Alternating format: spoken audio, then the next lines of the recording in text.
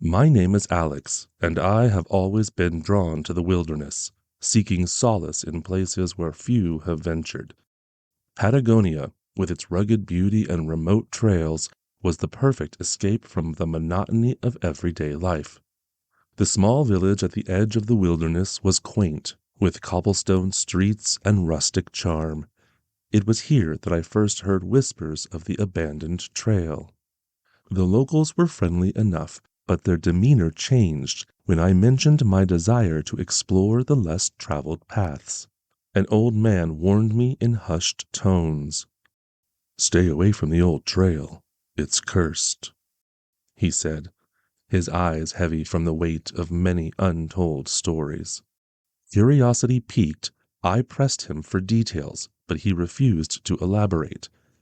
The bartender at the local pub was equally cryptic, muttering something about disappearances and ancient spirits. I shrugged off their warnings.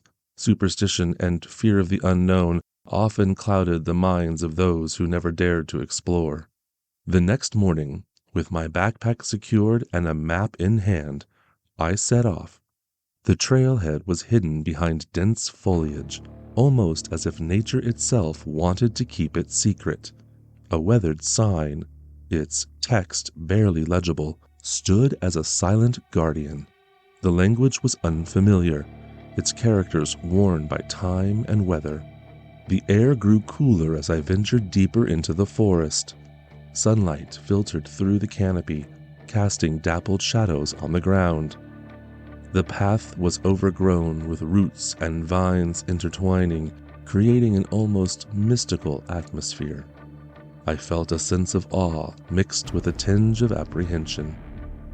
As the day wore on, I encountered strange carvings on the rocks and trees, symbols that seemed to tell a story, though their meaning was lost to me. They depicted figures and scenes that sent a chill down my spine.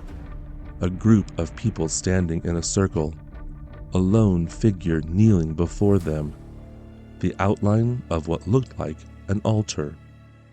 Nightfall came quickly, and I set up camp near a small clearing.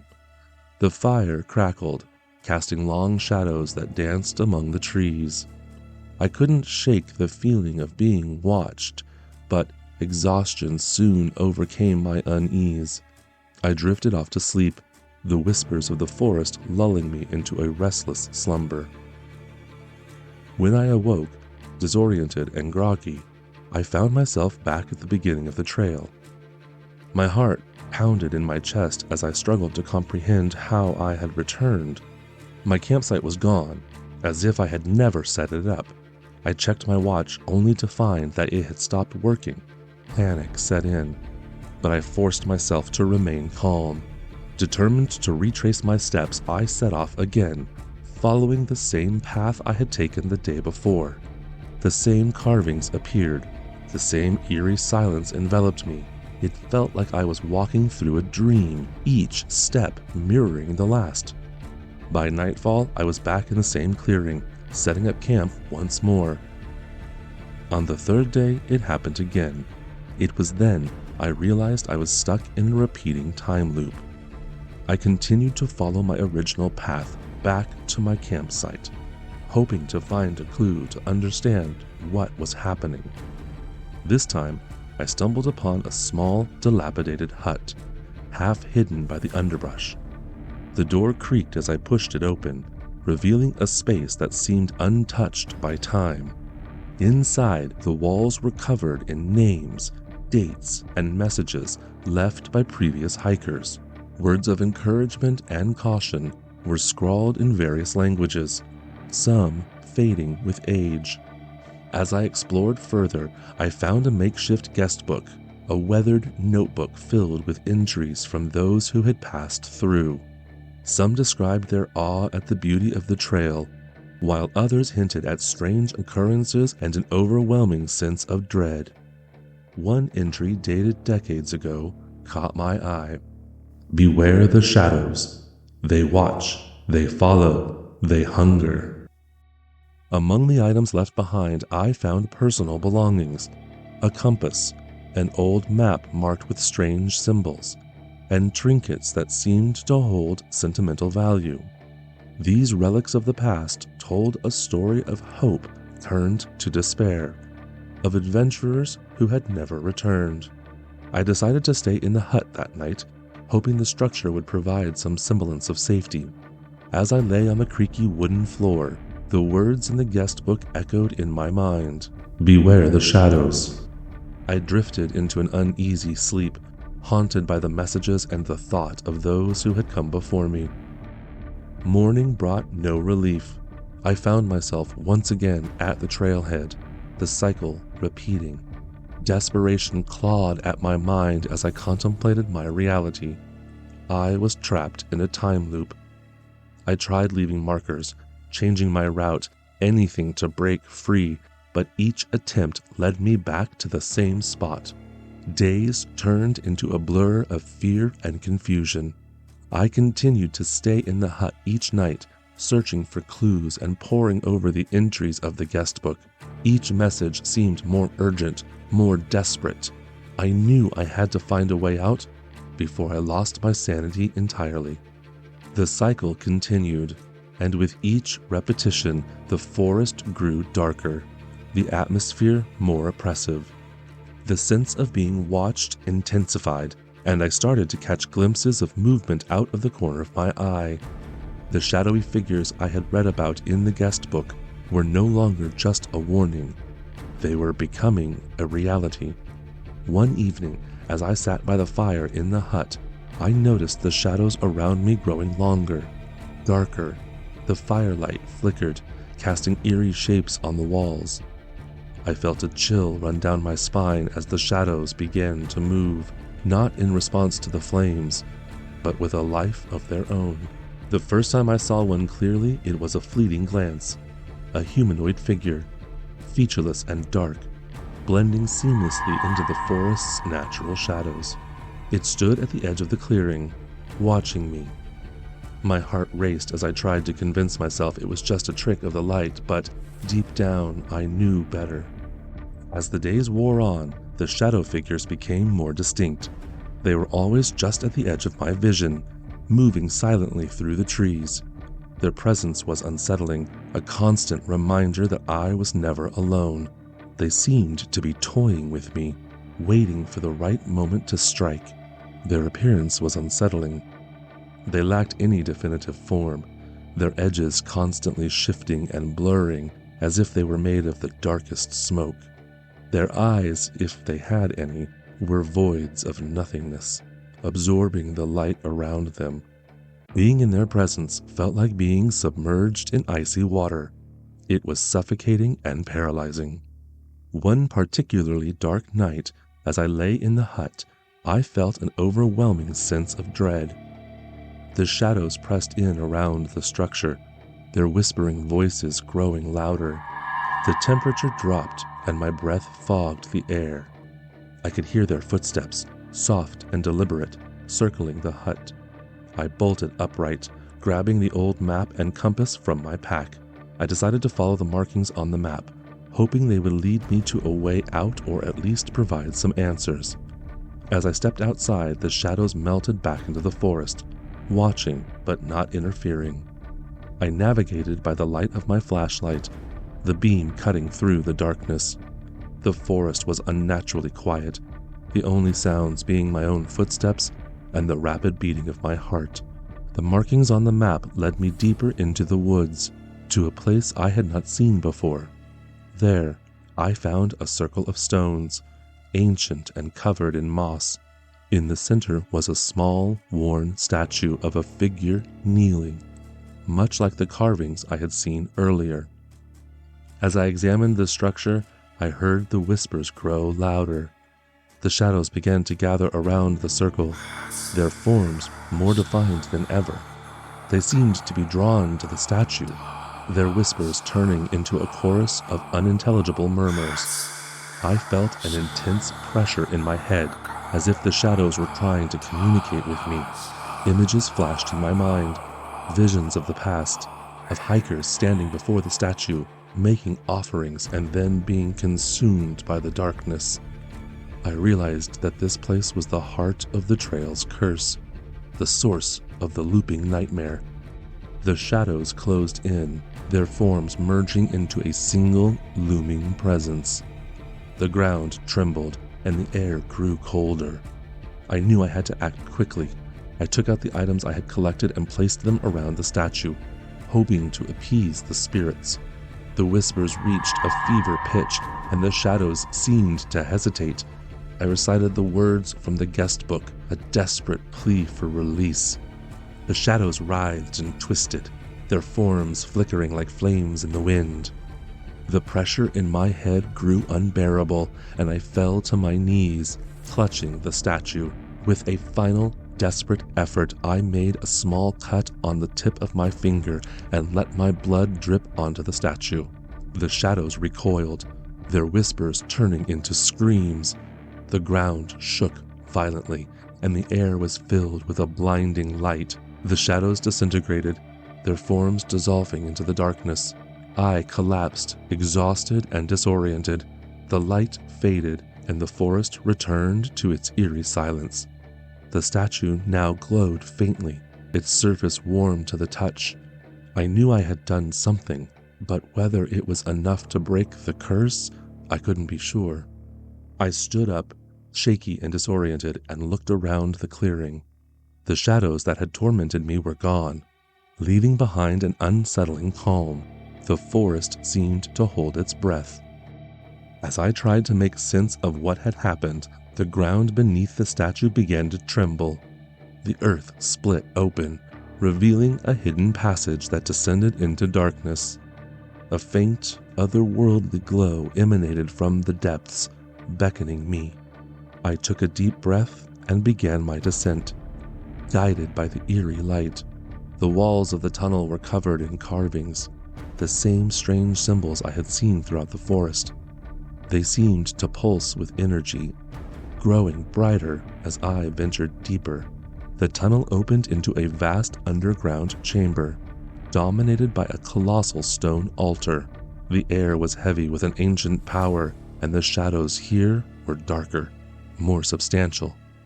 They moved with purpose, circling the altar like a protective barrier. Atop the altar, a large ornate bowl held a shimmering liquid, its surface reflecting the ghostly light. I approached the altar, my heart pounding in my ears, my head spinning. The shadows parted reluctantly, allowing me to step closer. The symbols on the altar glowed faintly, pulsing in rhythm with my heartbeat. I knew what I had to do. I took out the map, compass, and other items I had collected from the hut and placed them beside the bowl. Following the instructions from the messages in the hut, I recited the incantations I had memorized, hoping my pronunciation was close enough to be understood by the spirits.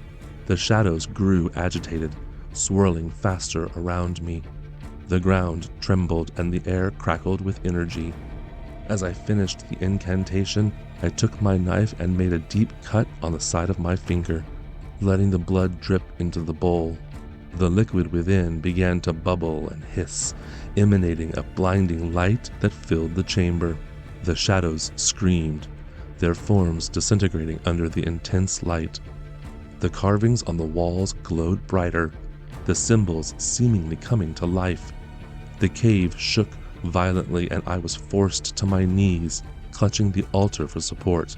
Suddenly, the light intensified to an unbearable level, and I had to close my eyes against its brilliance. The screams of the shadow reached a crescendo, and then, as quickly as it had started, everything went silent. I opened my eyes to find the chamber bathed in an eerie calm.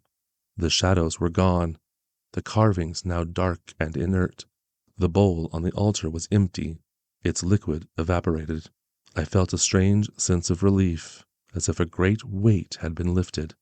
The ground beneath the altar began to tremble again, but this time I was lifted upwards, emerging back into the clearing. The statue stood silent and still, its glow fading into the dawn. The oppressive feeling that had lingered over the trail since my arrival seemed to have lifted, replaced by an uneasy calm. I made my way back to the hut, the trail eerily quiet. Inside, I found the guest book open to the last page where I had left it. New words had appeared, written in the same hurried scrawl as the previous entries. The final offering has been made. You are free, but the price is your own soul's unrest. A chill ran down my spine. I closed the book and packed my belongings, determined to leave the trail behind for good. As I stepped outside, I saw the first light of dawn breaking through the trees. The path ahead was clear, no longer twisting or shrouded in shadows. I began my journey back to the village, the weight of the guest book's words heavy on my mind. The forest was still, almost peaceful, but I couldn't shake the feeling of being watched. I quickened my pace, eager to reach the safety of the village. As I walked, the air grew warmer and the oppressive atmosphere dissipated. Birds began to sing and the forest came alive with the sounds of morning. It felt as if the trail was releasing its grip on me, allowing me to leave its haunted path. I finally emerged from the forest, the village in sight. The relief was overwhelming. I had survived, but I knew the experience had changed me. The trail had left its mark, and I would carry the memories of those lost souls with me forever. The villagers greeted me with a mix of surprise and relief. The old man who had warned me looked at me with a knowing gaze. He nodded as if acknowledging my ordeal, and led me to the local pub where a warm meal and a place to rest awaited. Over the next few days, I tried to piece together the fragments of my experience. The memories were disjointed, surreal, as if they belonged to someone else. The guest book's final words echoed in my mind. The final offering has been made. You are free, but the price is your own soul's unrest. A reminder of the price I had paid for my freedom. I decided to leave the village and return home, but I couldn't bring myself to abandon the guest book. It was a testament to the haunted path and the souls it had claimed. As I boarded the bus that would take me away from Patagonia, I looked back one last time, the forest a distant, dark line on the horizon. Though I had escaped, a part of me would always remain on that trail, forever wandering the shadows of the abandoned path. The spirits of the lost hikers had guided me, given me the knowledge to break free, but their sacrifice meant I would never be the same.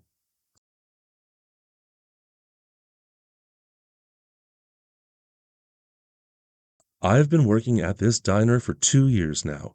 It's a quiet place, mostly.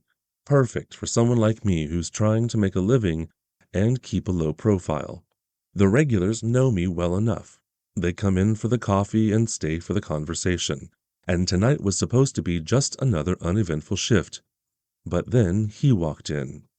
The bell above the door jingled, a sound I'd heard 1,000 times, but something about it felt different this time. I looked up from wiping the counter to see a man step inside. He wasn't like the usual travelers who stopped by for a quick bite on their way to somewhere else. This guy had an air of familiarity, like he'd been here before. He wore a long, dark coat, even though it wasn't that cold outside. His eyes scanned the diner before settling on me. They lingered a second too long, and his smile didn't reach his eyes. I felt a chill run down my spine, but I brushed it off. After all, you meet all kinds of people in a place like this. "Welcome. Sit anywhere you like," I said, trying to keep my voice steady. He nodded and chose a booth in the corner, the one furthest from the door. As I approached with a menu, I could feel his eyes on me, studying me. "Coffee to start?" I asked, handing him the menu. "Sure, that'd be great," he replied, his voice smooth, but with an edge I couldn't quite place. "Have you worked here long?" 5 years, I answered, trying to keep it brief. "Can I get you anything else?" He looked at the menu, then back at me. "You remind me of someone I used to know." I forced a smile and nodded. "Is that so? What can I get you tonight?" He ordered a burger and fries. the typical comfort food for a roadside diner. I walked back to the kitchen, feeling his eyes burning into my back. There was something unsettling about him, but I couldn't put my finger on it. I've dealt with my fair share of odd customers, but this one was different. As I poured his coffee, I tried to shake off the feeling. Maybe I was just tired, ready for the end of my shift, but something told me this night was far from over. I brought the coffee over to his table, setting it down with a steady hand, despite the unease churning inside me. He thanked me, his eyes never leaving my face. It felt like he was trying to see through me, to unearth secrets I didn't even know I had. "Are you from around here?" he asked, taking a sip of the coffee. I shook my head. "Just passing through when I found this job. It's been good to me." He nodded, but his eyes were still probing, searching. "You look like you belong here." I forced a chuckle. "Well, I suppose after 5 years you start to blend in." He smiled, but it wasn't a friendly smile. It was almost knowing. 5 years is a long time to stay in one place. Don't you ever want to leave?" "Sometimes," I admitted. "But it's steady work, and it pays the bills." The conversation was making me uncomfortable, and I was glad when another customer walked in, giving me an excuse to step away. As I took the new order, I could feel his eyes on me the entire time. When I returned with his burger and fries, he didn't start eating right away. Instead, he continued his interrogation. "You must see all sorts of people in a place like this." I nodded. "You could say that. Lots of travelers, folks passing through on their way to somewhere else. And yet you've stayed," he said, almost to himself. "Interesting." I didn't know how to respond to that, so I just smiled and walked away. I busied myself with cleaning the tables and refilling drinks, but I couldn't shake the feeling that he was watching my every move. It was as if he was trying to memorize my face, my actions, everything about me. When he finally left, I felt a wave of relief wash over me. But that relief was short-lived. When I saw the $100 bill he had left on the table, it was far too much for a simple meal, and it made me uneasy. Why would he leave so much money, and where had he gone so quickly? The questions swirled in my mind as I locked up the cash register and continued with my closing duties. The diner felt different now, the shadows longer, the silence more oppressive. I tried to shake it off, telling myself I was just being paranoid, but deep down I knew something was wrong. As the clock ticked closer to midnight, the diner's usual hum of activity faded away, leaving an unsettling silence. The neon lights outside flickered sporadically, casting eerie shadows that danced on the walls. I went through my routine closing duties, but each creak of the floorboards and rustle of the wind outside made my heart race a little faster. I double-checked the locks on the doors and windows, making sure everything was secure. The stranger's face kept flashing in my mind, his probing questions and that unsettling smile. I couldn't shake the feeling that he was still out there, watching me. I walked into the kitchen to put away the last of the cleaned dishes. The kitchen was dimly lit, and every shadow seemed to move as I worked. I shook my head, trying to dispel the growing sense of dread. "It's just your imagination," I told myself. "He's long gone." But the feeling persisted.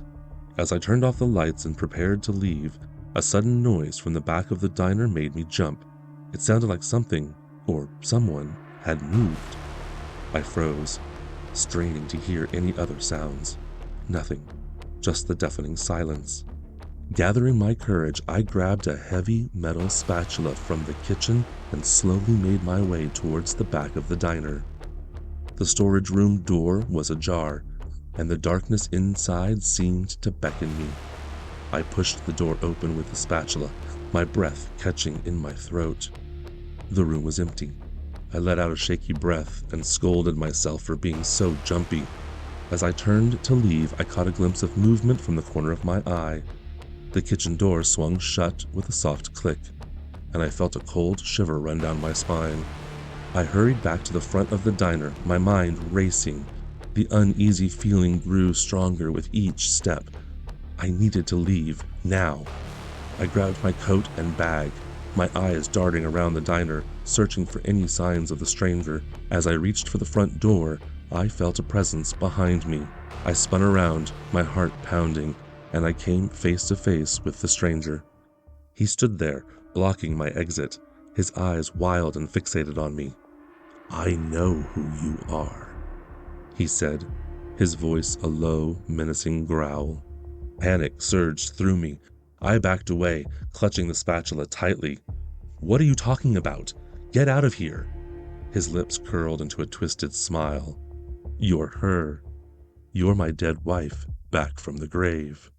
Fear and confusion overwhelmed me. I tried to reason with him, to convince him he was mistaken. "You've got the wrong person. I'm not who you think I am." He stepped closer, his eyes filled with a manic intensity. "Liar. I know it's you. You've come back to torment me." I took another step back, my mind racing for a way out. The door was so close, but he was blocking my path. I had to get out of here, had to escape his madness, but as I turned to make a run for it, he lunged at me, and the struggle began. He grabbed my arm with a vice-like grip, pulling me back towards him. His strength was surprising, and I stumbled, nearly losing my footing. The spatula fell from my hand, clattering uselessly to the floor. His eyes were wild with a mix of fear and rage, and I could see the madness in them. "You don't understand," he hissed, his voice trembling. "You don't get to come back. Not after what you did." I struggled against his grip, trying to free myself. "Let me go. I'm not who you think I am." My voice echoed in the empty diner, but there was no one to hear my pleas. He dragged me towards the kitchen, his grip tightening. "I buried you. I made sure you were gone. How are you here?" Desperation gave me strength. I twisted my arm, managing to break free for a moment. I grabbed a nearby chair and swung it at him with all my might. The chair connected with his shoulder, and he staggered back, a look of surprise flashing across his face. Taking advantage of the moment, I ran towards the front door, but he recovered quickly. He tackled me to the ground, his weight pinning me down. I screamed, kicking and clawing at him, trying to get free. "Stop it," he shouted, his face inches from mine. "You're not real. You're just a figment of my imagination." I could feel his breath on my face, hot and frenzied. "Please," I begged, tears streaming down my face. "I don't know you. I'm not your wife." He paused for a moment, confusion flickering in his eyes. No, you're lying. You have to be her." I took the opportunity to knee him in the stomach, hard. He groaned in pain, loosening his grip enough for me to scramble away. I got to my feet, my heart pounding in my chest. There had to be a way out, some way to escape. But before I could make a move, he was on me again, this time with a knife he had grabbed from the kitchen. "You can't run from me," he said, his voice eerily calm. "I'll make sure you stay dead this time." Fear surged through me as he advanced. I backed up until I hit the counter, nowhere left to run. "Please," I whispered. "I'm not her. You have to believe me." He raised the knife with a desire to annihilate me, but I had had enough. Just as he was about to strike, I summoned all the rage and disgust I had. It was time for him to be released from his terror, for him to know the truth. A surge of energy unlike anything I'd ever felt before coursed through my body as I shed all pretense and revealed the truth to him. A low, menacing laugh bubbled up from within me. It felt so good to finally be free. I had waited for this moment for 2 years. He hesitated, confusion and fear in his eyes. What are you?" I stood up straight, feeling a strength that was all my own. "You know what I am. You were right all along," I said, my voice no longer trembling. "I am her. Hello, darling. And now, You'll pay for what you did." The knife clattered to the floor as he stumbled back, his face a mask of terror. No, this can't be happening. But it was happening. I advanced on him, my eyes glowing with a fiercely charged supernatural existence. He tried to back away, but there was nowhere to go. I grabbed him by the throat, lifting him off the ground with ease. "You thought you could get rid of me? You thought I deserved to be gutted and thrown into the ground?" I snarled, my voice a growl. "You thought you could bury your sins? Think again." With a final desperate scream, he felt the entirety of my rage and fear pass through him with the white-hot intensity of 1,000 suns, before he finally disintegrated into dust, his essence scattering into the night. I watched as the particles were carried away by the wind, my vengeance finally complete. The diner was silent once more, but the air was different now, charged with a new energy.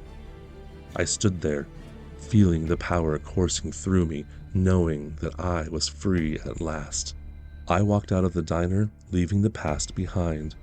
The world stretched out before me, full of possibilities, and I was ready to embrace them all.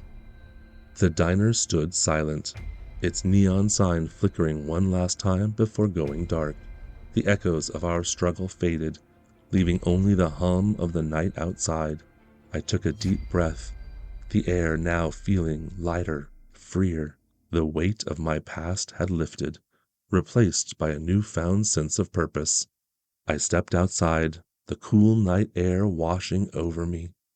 The highway stretched out before me, a ribbon of possibilities under the moonlight.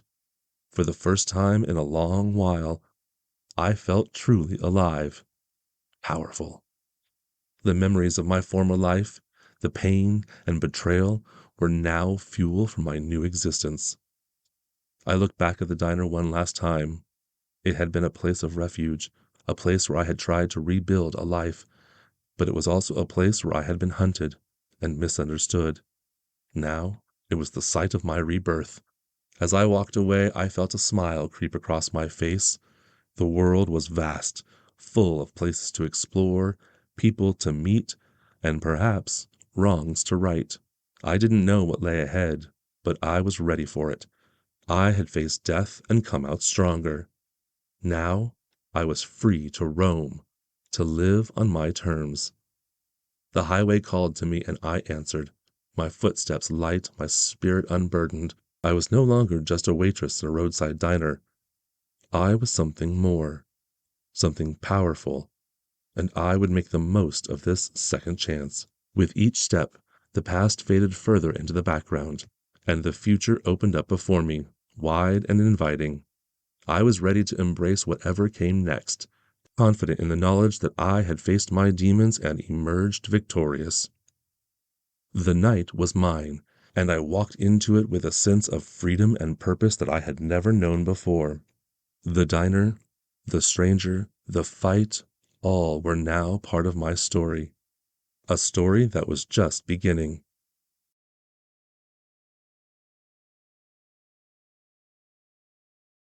The carnival had rolled into town overnight, a sprawling chaos of bright lights, garish colors, and eerie melodies that seemed to pulse with a life of their own. By morning, word had spread like wildfire. By evening, the entire town was abuzz with excitement, and I found myself irresistibly drawn to its surreal allure. Wandering through the midway, I absorbed the intoxicating mix of cotton candy sweetness and the greasy aroma of fried food.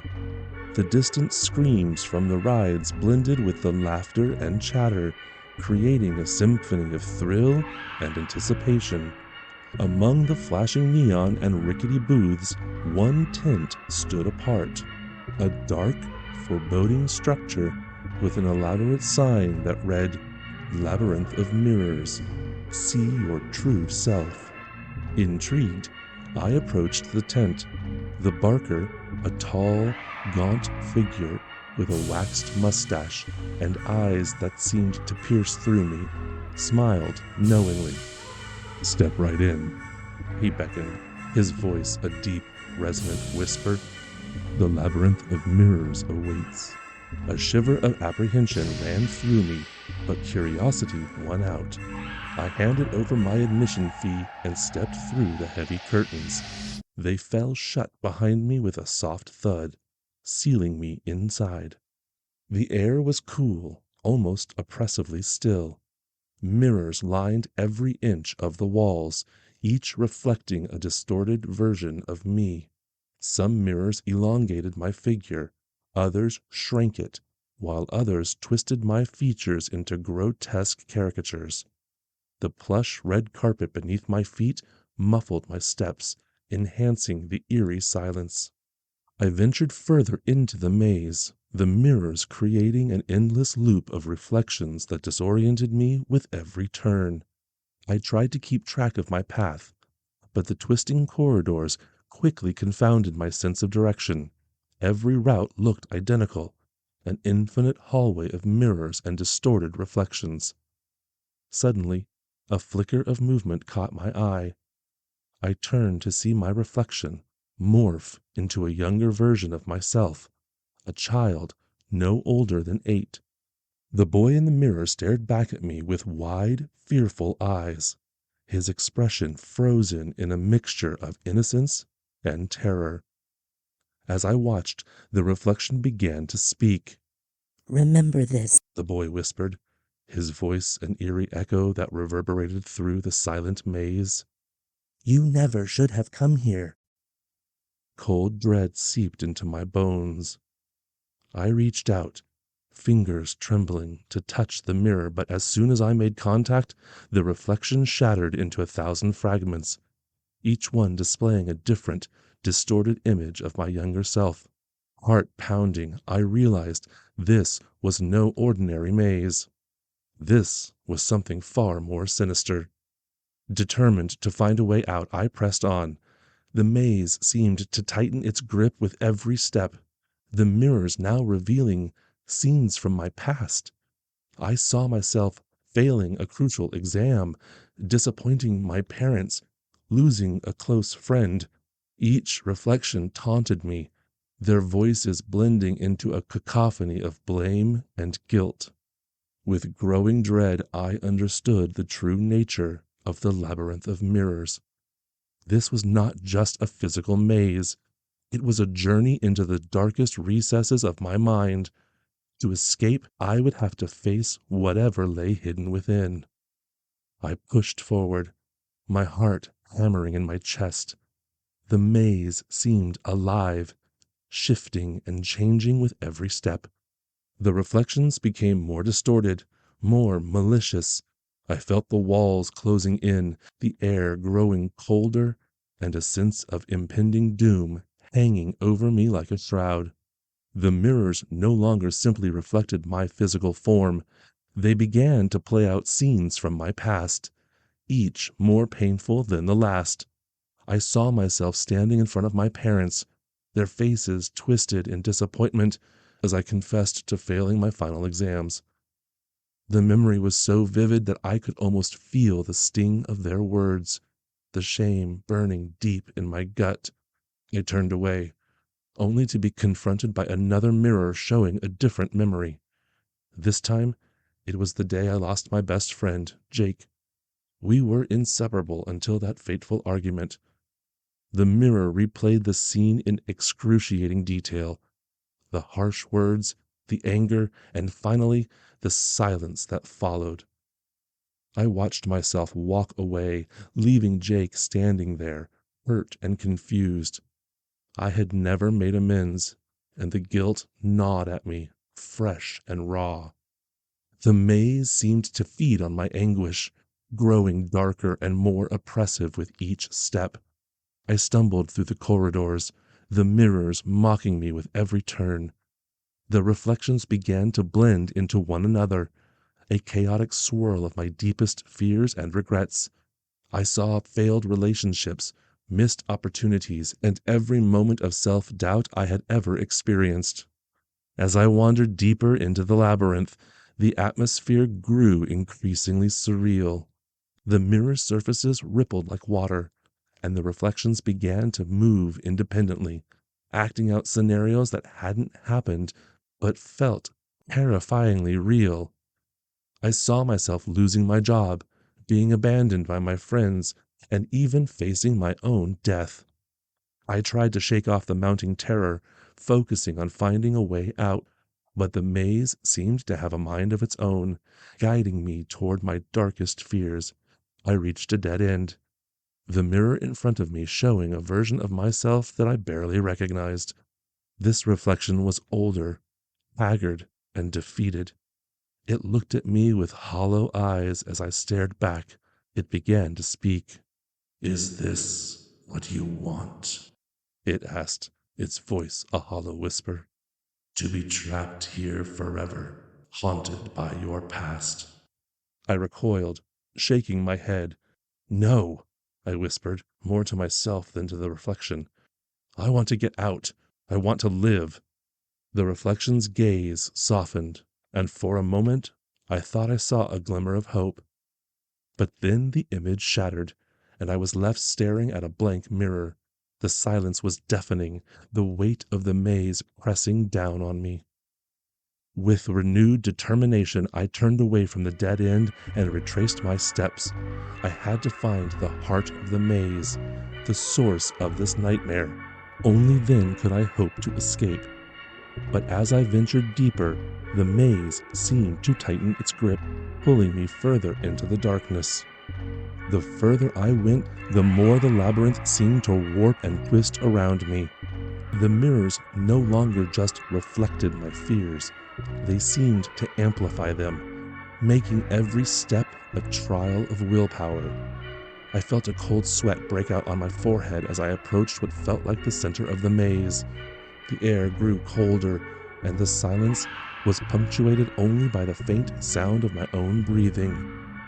I turned a corner and found myself facing a mirror unlike any other I had encountered. It was massive, reaching from the floor to the ceiling, and the frame was ornately carved with symbols I couldn't decipher. My reflection in this mirror was different. It was darker, almost shadow-like, and it seemed to pulse with a life of its own.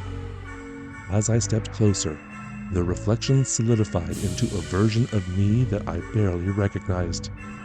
It was me, but it wasn't. This reflection was taller, more imposing, and its eyes glowed with a sinister light. It watched me with an intensity that made my skin crawl. "Welcome," it said, its voice a chilling echo that reverberated through the maze. "You have made it to the heart of the labyrinth." "Who are you?" I demanded, my voice shaking despite my attempt to sound brave. "I am you," it replied, a cruel smile playing on its lips. "I am your fears, your regrets, your darkest thoughts. I am everything you try to hide from the world." I felt a cold dread settle in my stomach. This was the final test, the ultimate confrontation. To escape, I would have to face my deepest fears head on. "What do you want?" I asked, my voice barely a whisper. "I want you to see the truth," the reflection said, stepping closer. "You cannot escape this place until you accept who you are." The words hit me like a physical blow.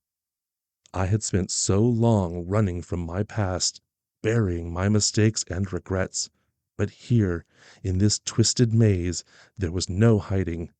The only way out was through. Summoning all my courage, I stepped closer to the mirror. "I accept," I said, my voice steadying. "I accept my fears, my regrets, my mistakes. I am ready to face them."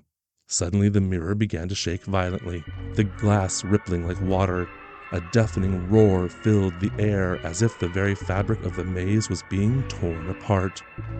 The lights flickered, plunging me into darkness before blinding me with intense flashing colors. The ground beneath my feet trembled, and I struggled to stay upright as the entire labyrinth seemed to convulse around me.